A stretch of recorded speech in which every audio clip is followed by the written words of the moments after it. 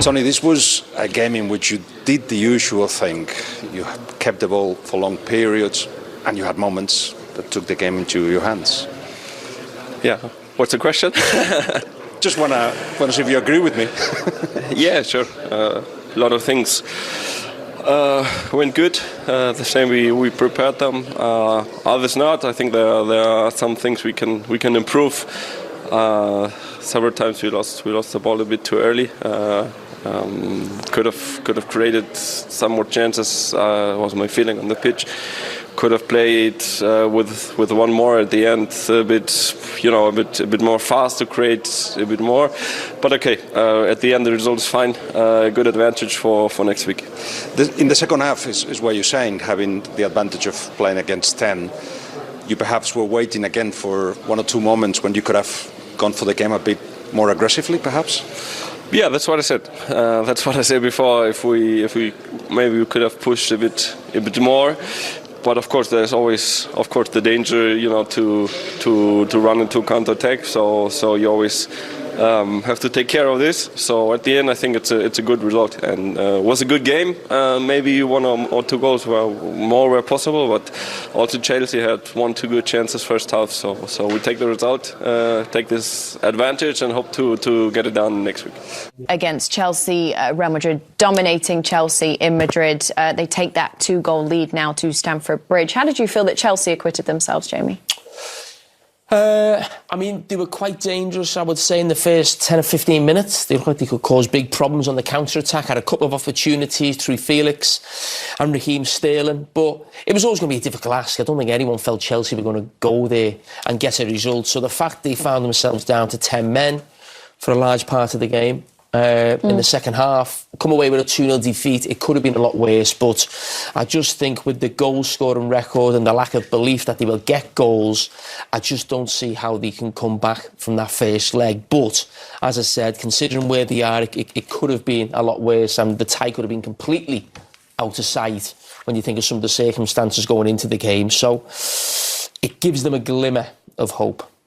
You do wonder whether it could have been different had João Felix managed to make more of the opportunity that he had early in the game and kind of set the tone differently, Thierry? Moments. I always talk about it. When you play in the Champions League, you have to take your chances and make the other team makes mistakes if you cannot take advantage of what it is. Exactly what I always say here. They were lethal on the counter at the beginning, and here João Felix has the ball and only second touch cut across the defender straight away. Make him make a foul, or he has to let you go 1v1. It could have been a red. At the end of the day, you don't finish. Courtois saves it.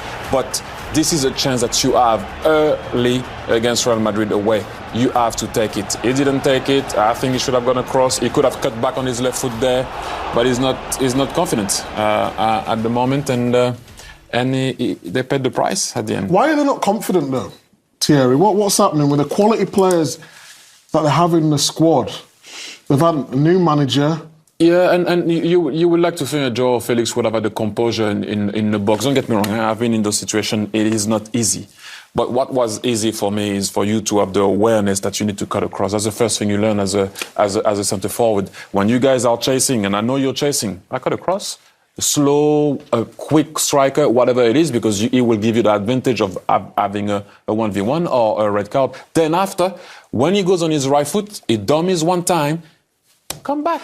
But I've been in that situation. Although I would like to think that I was composed in the box. But when you're not scoring, you start to lose. Is it overthinking it a little bit? Yeah, you overthink it. Or I do believe that you always have time in the box, football time. When you're not scoring, it seems like that time is really fast. You don't have that pause anymore and you kind of lose it.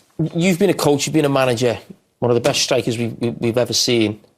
You're in charge of that group of players. Can you change that? Could you change that in terms of these players we're talking about in terms of scoring goals? There's not a natural goal scorer in the team. Can you improve Felix to get goals? Sterling, Havertz, could you change that? It's tough. You're going to talk. He's going to have to come with goals. Goals helps. If they score, then you kind of feel like suddenly you shoot from everywhere and you're going to score. And you can't explain also why suddenly that guy out of nowhere starts to score from everywhere. But the job of a manager is to try to get in their brain, make them feel better and comfortable. But when you're not scoring, I don't care how much you're going to speak. As a striker, sometimes you start to doubt yourself. But the job of the coach is to try to bring you to this type of places.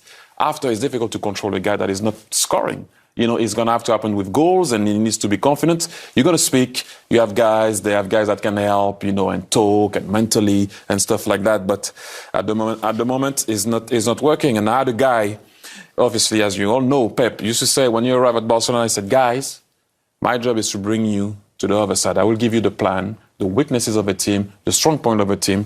My job is to bring you from this box, our box, to the next box. After it's on you to score. I can't do that. They pay you the big bucks. You have to make the difference. Karim Benzema never fails to score, does he, Micah? We saw him put one in again for Real Madrid. I mean, Karim, what more can I say about him? I've gone from a non-believer to a big believer of Karim. I mean, I've always loved him. I mean, it's just next level. You know, it's just the run. It was a great pass from Carvajal, Vinicius with a little touch there, but it's his anticipation. He's always there. We talk about his play where he's coming deep and, you know, making a difference with his link-up play, but it's his football intelligence what makes him so great. He's always there. He cannot be in a game for 15, 20 minutes. Next minute he pops up with his goal. Look at the numbers. I mean, it's crazy. I mean, we know what Alan is doing. Since 2023, this is as well, isn't it? It is crazy, but when you think about it, without even thinking of it, this guy is there. And I know we started with 2023, and we're not talking about that because Alan would have been way ahead. We all know that. But look, those guys, those two, and we have to talk about Vinicius Jr. I'm sorry. I mean, Benzema is, we know. But Vinicius Jr. was just unplayable, and he started it. You know, the understanding that they have is at the minute second to none. So what's the difference between Vinicius Jr. and Sterling? Vinicius Jr. is doing? Look, when I see Vinicius Jr. on the ball, I can see what they're doing, what he's doing. I can see it, I feel it. He's cooking. Sterling is like, you know, he has the Put it ball. in the microwave. No, that's a bad one. I'm not putting it like that. You know, you have two types of players. You have the guy that will have, it's about instinct and trying to see what can come off what they're dribbling, and you have a guy that sees before and try to cook and see the path and does execute. So proactive and reactive. Yeah, you have different type of guys and the way they play. You know, Eden was instinct. From what he was doing, then he was trying to see. And then you have guys that can see the path and go. Like Vinicius, you can see that he's cooking. He's cooking the player you can see that he has an idea of what he wants to do. You know, so that's for me, I think, the difference. Speaking of Raheem Sterling, no, okay, we're going to look at Vinicius Jr. Yeah, it looks like the ball went out, but it doesn't matter. He didn't care. But what I like there, this is what I'm saying. I mean, the ball will go back, as we all know. Benzema is going to get the ball, and I think Modric is going to be very close. But hopefully we can go. If we could go back, I know I'm being a pain here, guys. But this is what I'm saying with Vinicius Jr. If we can go back to the beginning, please. He knows he's not at that moment, and we see Modric nearly scored. But he pushes the ball to pass Reece James. He knows at that moment he's going to lose that race. Look, hey, he knows that's the difference. He knows he's going to lose that race. Now, I'm going to lose it. Okay, I wait, I push again. Yeah. This is what I'm saying. He thinks about what he's doing. Body on you, makes you fall, makes you stumble. He pushes the ball again, he stops, he squares you, he pushes the ball again. That's the difference. He's a thinker. Hey, pushes you, boom, he goes. I mean, looking at him for the last sort of 2 or 3 years, he's been outstanding in the Champions League. Real Madrid have obviously won the Champions League last season, and I think possibly for the last 4 or 5 years we've had, maybe at Liverpool you've had Sadio Mane, different. You look at Kvaratskhelia now in obviously the Napoli team. I mean, is he the best left winger in the world? If you're picking a world 11, is he in the left wing? Yes. At the moment, yes. Yes, you have guys that are doing okay at Arsenal right now in the league. Martinelli is coming, but the last 2 years he's been solid. And you know why? Even I will give him him being ahead of others is where he's coming from. From an unwanted guy in a dressing room to a guy that gets kicked around, every time he plays a game, getting booed by the fans, abused. With, again, another player with racism. the guy delivers. They're trying to kick him.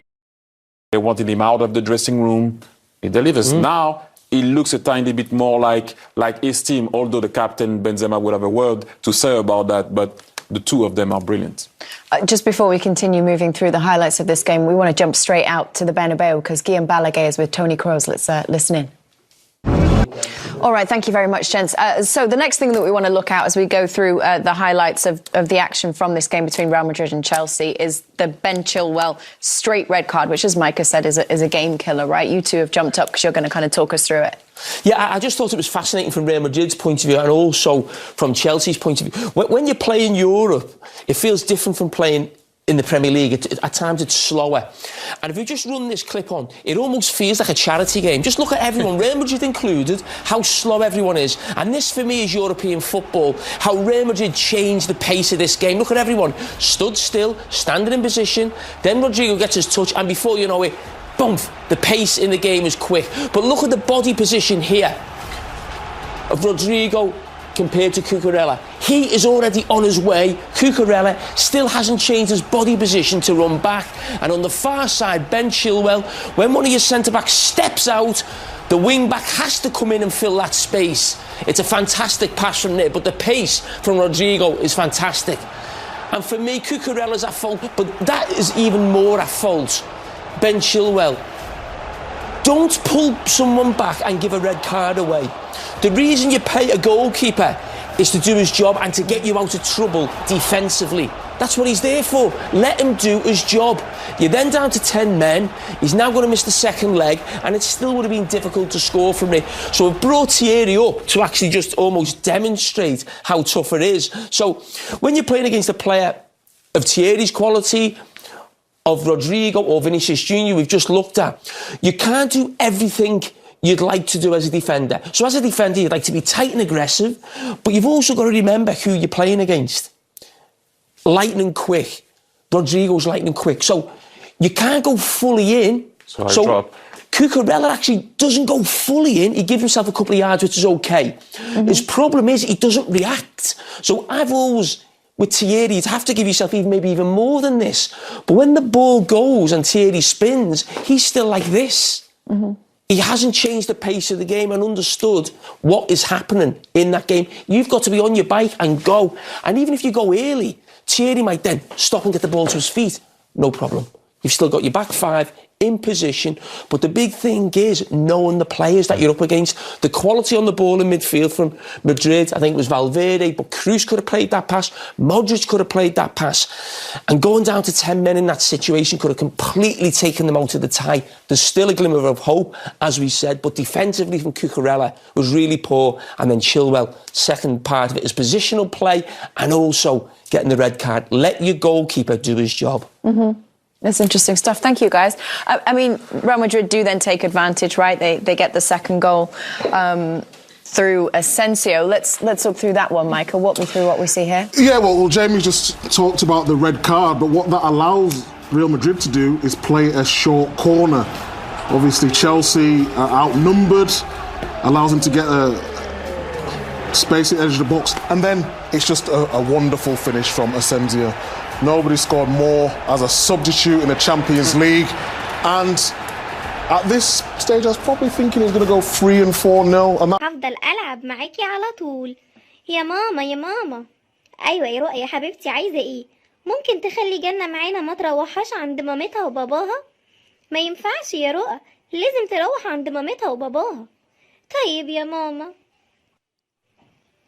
يا عبير يا عبير، أنا جيت يا عبير وجبت معايا سبايدر مان. ساعتنا يا سبايدر مان، نرجع جنة لمامتها ولباباها. حاضر حاضر يا عبير حاضر. الله، دي عسولة قوي. انت اسمك جنة يا حلوة؟ أيوة يا عمو، اسمي جنة. وأنا يا عمو اسمي رؤى. انتوا الاتنين حلوين جدا. أنا هساعدك يا حبيبتي ترجعي لمامتك ولباباكي.